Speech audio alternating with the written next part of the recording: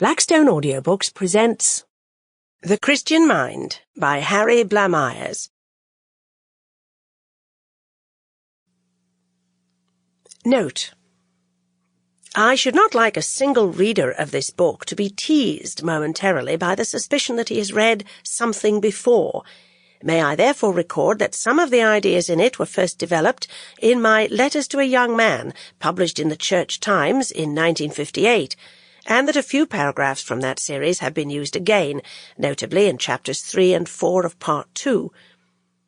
There are scattered passages elsewhere which might be recognized by anyone who heard my lectures on the Christian faith today, given in Detroit Cathedral in Lent 1961. I should like to add a special word to the American reader. In working out my thesis in this book, I have tried to draw lively illustrations from the contemporary social, cultural, and political scene. These illustrations naturally reflect the fact that I am an Englishman living in England, though I have tried to ensure that they shall not be such as to confuse the American reader. After all, in respect of the fundamental problems touched upon in this book, the United States and the United Kingdom are in the same boat. If a writer denies himself all local and topical allusions, he leaves his work dry and abstract. If he duplicates every example drawn from the English scene with an American equivalent, his work becomes tediously stilted. Moreover, if he tries to pretend that he is equally conversant with contemporary affairs on both sides of the Atlantic, he will soon make a fool of himself.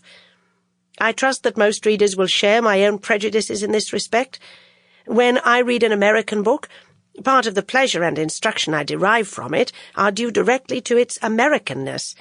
I suspect that most American readers will prefer a British writer to sound British, rather than to eschew spontaneity of reference in favour of a cosmopolitan vagueness.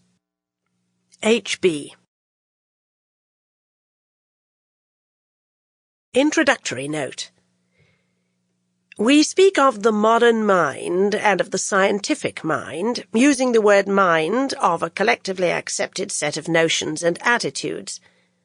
On the pattern of such usage, I have posited a Christian mind, chiefly for the purpose of showing that it does not exist. That is to say, in contradistinction to the secular mind, no vital Christian mind plays fruitfully as a coherent and recognizable influence upon our social, political, or cultural life. After explaining and exploring this deficiency in the first part of this book, I proceed in the second part to illustrate more precisely what the Christian mind is or should be.